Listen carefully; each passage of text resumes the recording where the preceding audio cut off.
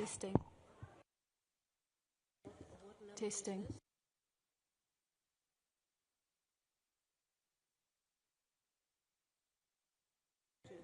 Testing.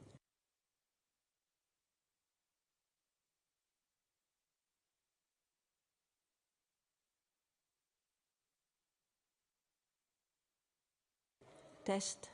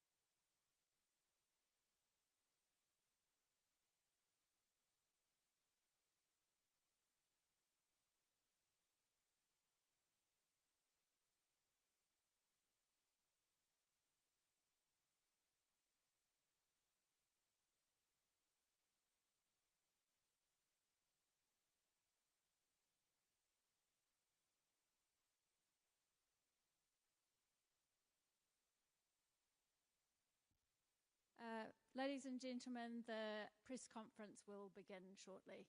Thank you.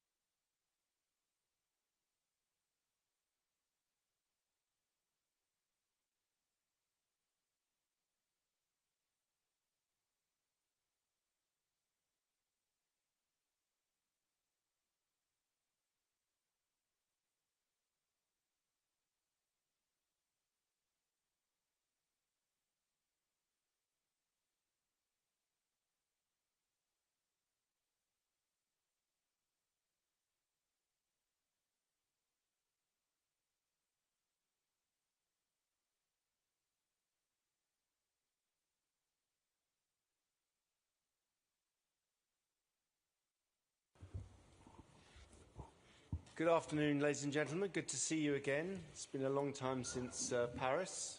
Always nice to see some familiar faces.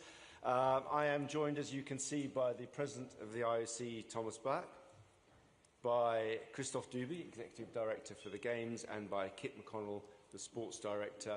Normal rules apply. The President, by the way, will make a short introduction. We do have some questions online that we may or may not go to as well, but obviously we'll start in the room. But first, let me ask the President to say a few words. President. Okay, thank you very much, and welcome there to all of you, and thank you for your interest in this IOC Executive Board meeting and following IOC session. I think we all feel very happy and inspired to be in Greece for this occasion, Greece being the cradle of the Olympic Games, and even more so that we have the opportunity there tomorrow to open this session on the ancient site of the Olympic Games, being inspired and celebrating almost 3,000 years of our history.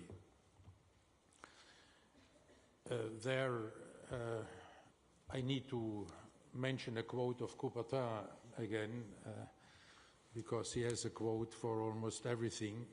You know, we'll have this look into the past, into the history tomorrow, and then the next day or the next days, we will look into the future, in particular with the election of a new president. And Coubertin said once, you know, the Olympic Games are always a pilgrimage to the past and an act of faith in the future. And this is what we are about to do. We will do tomorrow the pilgrimage to our past, and then the following days there we will perform the acts of faith in the brilliant future of the Olympic movement. Today's executive board was pretty, I can say, uneventful.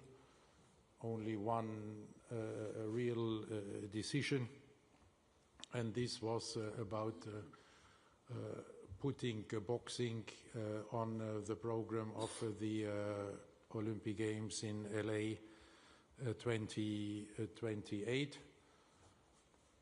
After the provisional recognition of World Boxing in February, then we were in the position to take this decision, so that this recommendation, of course, has to go to the session. But I'm very confident that the session will approve it, so that all the boxers of the world then have certainty that they can participate in the Olympic Games in LA 2028 if their national federation is recognized by World Boxing. We also welcomed the president of the organizing committee of the Winter Olympic Games French Alps 2030, there Edgar Gros-Piron, who is bringing all his credibility and his experience in this way, following in the footsteps of Tony Estanguet for Paris, as an Olympic champion and Olympic medalist, and a long time involvement in the Olympic movement to this task, and we are sure he will, following again the footsteps of Tony Estanguet, there be a great partner for the IOC, and together we can then deliver brilliant Olympic Winter Games in the French Alps. Concerning Olympic Winter Games, we also heard a very precise and very encouraging and promising report about Milano Cortina 2026, in particular with regard to the very successful test events, which were highly appreciated by the participating athletes and also by the respective international federations. And we also appreciated very much the fact that already now, 1 year before these Olympic Games, 600,000 of the overall 1.5 million tickets are already sold, and we even appreciated more the research they shared with us, which is showing how enthusiastic Italy and the Italians are about these games, where 84% believe that the Olympic values can promote social inclusion and help make sport a driver of change.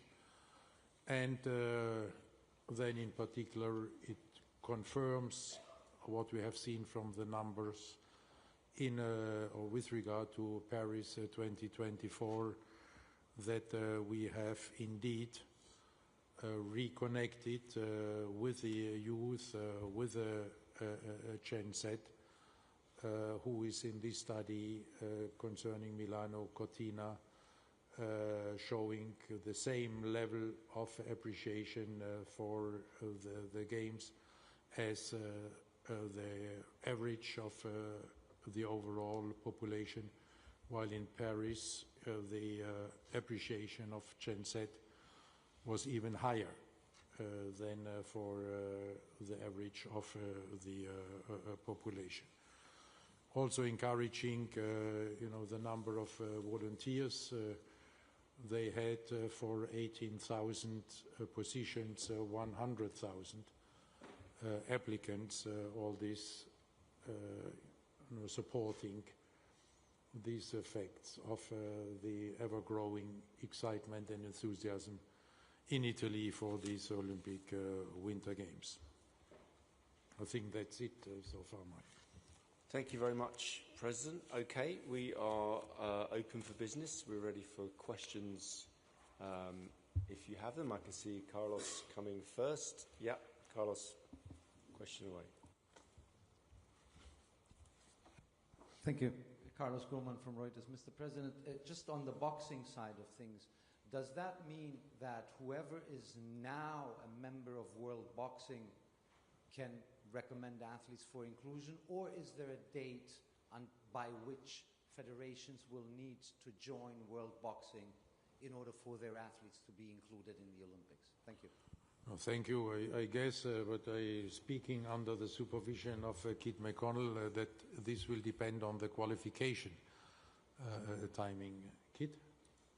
Yes, thank you, Carlos. Thank you, President. Exactly as the President said, Carlos, it depends on the timing of the qualification events. Normally, those are somewhere between 2 years before the Games through to closer to the Games. So it's not frozen now, and obviously the provisional recognition and the session consideration of the inclusion in LA we see would be an acceleration of the number of national federations joining, building that already impressive number. But they just need to be members at the time of the qualification events at that specific point in time, as the President said. Thank you. Okay, let's come right down the front here, please. Down the front here. Thank you. Yeah, that's it. Thank you very much. And then we'll come to you, sir, afterwards, straight away. Thank you. Wakakoyuki from Yomiuri Shimbun, President. Pilgrimage to the past and building the future. What is, of course, the Olympic movement today faces drastic changes, geopolitical uncertainty into the future. Why do you think it is significant to bring all the IOC members to the ancient Olympia or Pierre de Coubertin's monument, perhaps? What is the legacy that you wanted to tell to the Olympic movement to go back to the past and then face the future now? Well, first of all, I think my successor is facing less uncertainty than I had to face when I started my mandate. Secondly, it's always good to remember where you're coming from and to remember the roots, and there to get inspired by the fact that already the ancient games were based on values, as demonstrated by the Ekkateria, the Olympic truce, already at the time. But also to be conscious of how fragile the games are. You know, they were enduring 1,200 years in history, and then when the politics and commercialization took over, when the politics and commercialization became priorities, they perished into oblivion for almost 2,000 years. And I think this is something we always have to have in mind. And what is how fragile the Olympic Games, by all the financial stability, relevance we have gained in the world is, and always to put values first, because this is not only the mission, this is also the conditio sine qua non for an enduring Olympic movement and Olympic Games. Yeah, we're going to go straight back there, and then we're going to come to Graham Dunbar. Christoph Becker from Frankfurter Allgemeine Zeitung. Mr. Bach, I have a question, well, actually concerning the financial stability, because we couldn't help but notice there were quite a few contracts signed in recent weeks. Could you elaborate a little bit, A, on the financial stability that is provided through those contracts, B, to the timing of signing these contracts? Do you find it helpful to get this done before the new president is elected? And C, do you see any influence on the session and in particular on the election process by those contracts? Thank you. Thank you for this question, which gives me the great opportunity to repeat all the figures you should be aware of. During my presidency, we have achieved a 60% growth in the commercial revenues there, and that already now at the beginning of this Olympiad, we have secured $7.5 billion US dollars after finalizing the last Olympiad just a couple of weeks ago, with an overall commercial revenue of $7.7 million dollars, and still having a number of media rights and open, and a number of other interesting opportunities in the pipeline. So we can already now say also in the next Olympiad there will be a growth in the revenues, and it will not stop in 2028 because for the period after we have already secured I think it's 6.9 or 6.7 billion dollars, and even for the period after for 2032 to 2036 we have secured already $4 billion US dollars.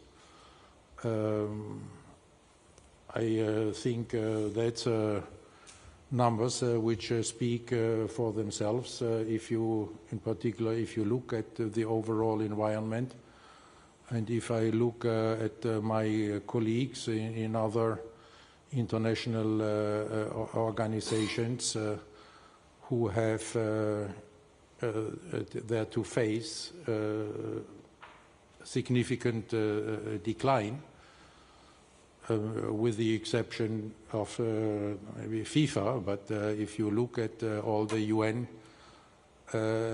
organizations and other NGOs like the IOC, I don't think that anybody can demonstrate such a financial stability, and this contract with Comcast NBC is the result of a negotiation which is going on for I think almost a year, if not more than a year, and where the executive board has always been informed about the process and the progress in these negotiations, and has encouraged us to follow this up, because we could, with this, not only ensure their financial stability, we could also ensure that in the United States that the audience in the United States can fully benefit from the experience of Comcast NBC. This is why these negotiations all the time, and then also the signature of the agreement was was very much supported by the United States Olympic and Paralympic Committee. And we could also make sure with this partnership what we made sure with a contract we had with Comcast at the beginning of my presidency, where we changed there from NBC to Comcast, and we changed at the time from EBU to Warner Brothers, because we wanted to have, and we want to have, gatekeepers who can serve the audience on all platforms, whatever the development for the future is, whether the percentage of the audience on linear TV stays as it is, whether digital is gaining more and more ground, or whether this is happening in parallel, or whether it's about streaming, where Comcast, NBC is also they're in the position to provide through Peacock the US audience with fascinating images from the games. Okay, we're going to go to Graham here first.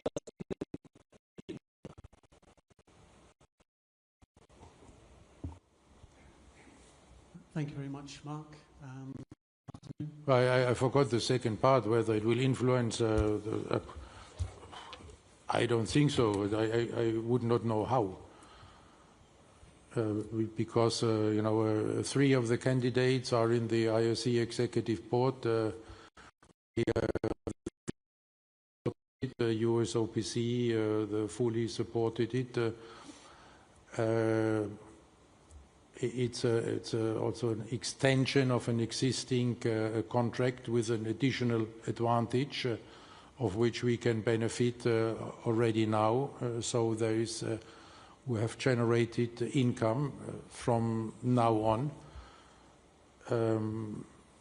I would not know how this could influence the election. Thanks, President. Okay, Graham Dunbar. Hello, Mr. President. About influencing the election, I mean, it's become part of the narrative of the campaign that maybe you have a favoured candidate. Can you just say today whether there has been any lobbying or campaigning or advising on your behalf towards any of the voters that would leave any of them of a mind to be comfortably satisfied that you were trying to steer their vote towards Kirsten Coventry? Oh, what I felt obliged to say about the profile of my successor, I have said in Paris, explaining my decision beyond the reasons of good governance. I think it's the right time because it's new time which require new leaders, and I have nothing to add there to this. Okay, next 2, and then I'm going to come down to Xinhua. Hallo, Herr Bach, Markus Hamm hier vom ZDF, ich grüße Sie und alle da oben. Could I speak in German actually, or? We don't have translation, so okay, no sorry. Worries, no worries. Yeah. Mr. Bach, it's 12 years time now. You speak about facts and figures, of course, and your period, but how do you actually feel going the last steps of your presidency, and how do you actually feel of, you know, ending your career and those 12 years? How is it for you personally? I feel very relaxed for 2 reasons.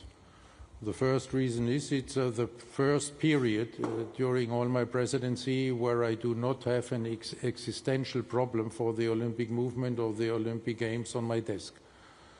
What I had during all the 12 years ahead of every edition of every Games I have been presiding. And secondly, I feel very relaxed for the reasons I gave in Paris. I feel that I have given to the Olympic movement what I could give. In German, we would say, "Ich bin mit mir im Reinen." And this is, in fact, a very good feeling. So you see me relaxed. Thank you. Okay, we're going to take 2 here. Is it two? Just one. Okay, gentleman here. Thank you very much. Yeah, I have one question to Mr. President. Tomorrow the session will begin in the Asian Olympia. When we stand there, we look to the past, we know where we come from. And we know the future, there are many challenges. So as a president with many successful innovations, how do you believe the IOC should balance the traditional Olympic venues with today's challenges? Thank you. The only advice that I can give to my successor is, first of all, keep putting the athletes at the heart of the Olympic movement. Secondly, keep the unity of the Olympic movement. Well, unity does not mean that everybody must have the same opinion, but unity means that all are committed to the same values. And in order to keep this unity, you must follow two principles. The one is solidarity.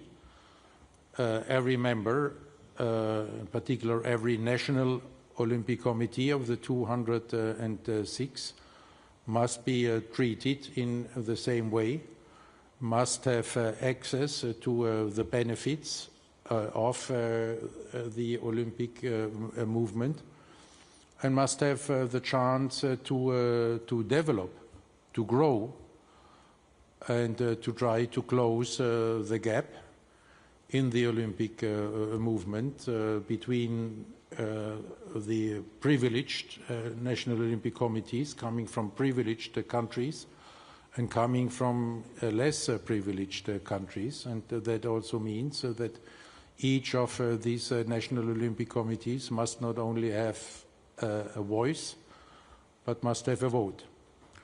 And the second principle is the political neutrality. Because if in this, in particular in this situation we are living in, there geopolitically, where a new world order is in the making, you may see attempts from one or the other of these emerging blocs, one or the other of these major players in this new multipolar world, may try to pull the Olympic movement on their side, given the relevance we have reached there now in the meantime.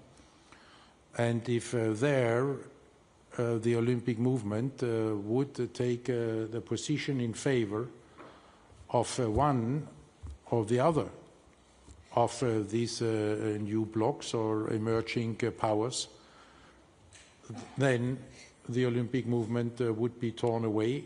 Then it would not be a global movement anymore. Then it would just be another instrument, another tool for politics to divide this world even more. Thank you. We're going to go right to the back here. Yeah, gentleman there. Thank you. Hi, Mr. President.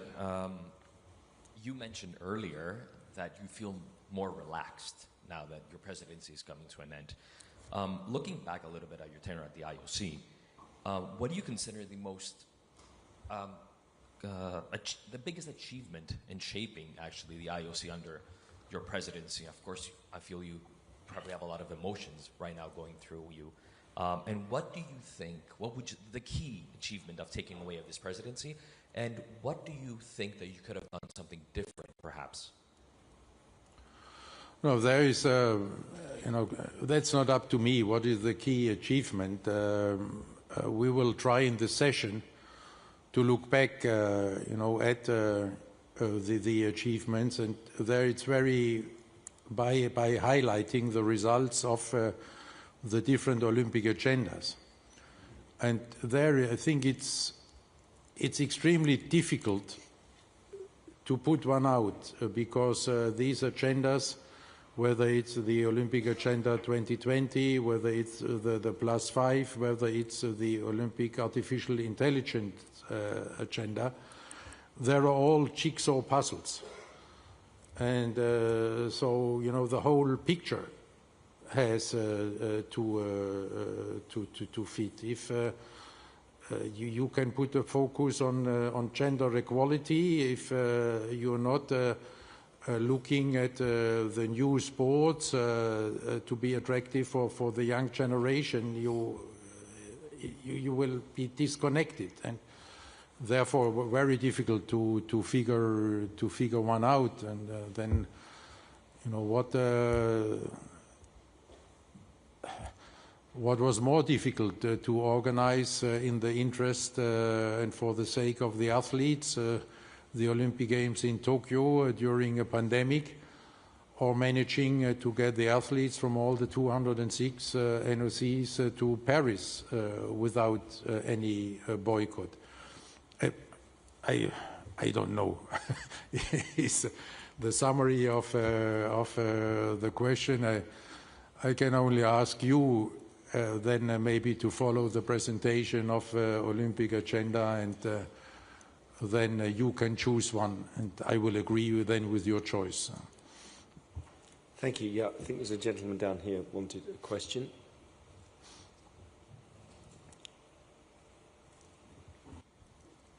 Thank you, Mr. Bacht. Robert Kemper, German TV, ARD. I have one question to the situation with Russian sport. Could you tell us, are there at the moment any talks, for example, with Russian sports officials or Russian sport organizations of bringing the Russian Olympic Committee back to the Olympic movement? If yes, could you tell us a little bit about this, the impact of these talks? And if not, in your point of view, what for conditions needs to be fulfilled that these kind of conversations could start from your point of view? We have always maintained on the working level contacts, not on my level or the level of the executive board, but on the working level, the contacts have always been maintained. There is nothing to report on this. There can be no results on the working level. And secondly, the conditions are very clear. They have to follow the rules. Everybody in the Olympic movement who is following the rules of the Olympic Charter is welcome, and everybody who is not following the Olympic Charter is not welcome. So the ball is in the court of the Russian Olympic Committee. Okay, I think we've come to an end, unless there's a final. Yes, we'll have a final question down here. Mr. Bach, Markus Tepper, ARD Jam Radio. Looking beyond next Thursday, the transition time between the election and the handover to the new president is about 3 months. And I took a look into the charter, and there's nothing to read about the transition time. And when I remember when you were elected 12 years ago, you put in work high speed. 3 months later, we were in Monaco for an extraordinary session. So why do you have such a long transition time this year? Well, first of all, it's not a long transition time, and we have introduced it exactly for the reasons you are mentioning. I had a transition time of 2 hours and had to spend it in the session. Then I arrived in Lausanne, and there was no transition. And this was a situation I did not appreciate, and therefore I made the proposal to the executive board to have this transition time as an offer to then the president-elect to come to Paris to be made familiar with the management, with the people, of which I knew the top, but not the rest, to become familiar with working mechanisms, to become familiar with the many institutions and organizations that we are working with, not to to have then the new president having to go there and say, you know, I'm the new one, and what happened in the past, and what can we do? But there, again, if the successor wants to introduce them and to hand over in a way you have it in many governments. You have it in business. You know, where for CEOs you have a transition period, you have transition periods for the presidents of a country. So it's not something we invented out of the blue. It's a service for the president-elect. Thank you very much. I suspect we'll be seeing an awful lot of each other over the next few days. Thank you very much, President, and thank you very much to Christoph and Kit for their contributions. Thank you.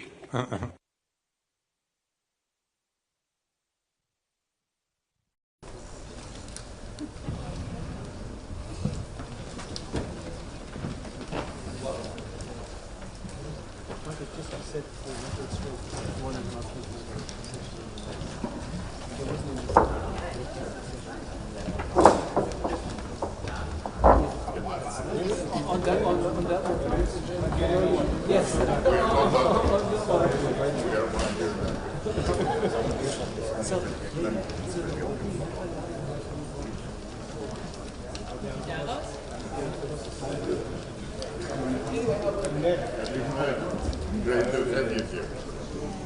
Great. Why are you going around? It's absolutely disgusting.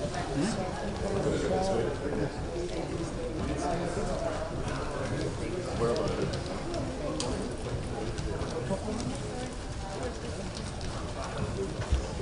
President.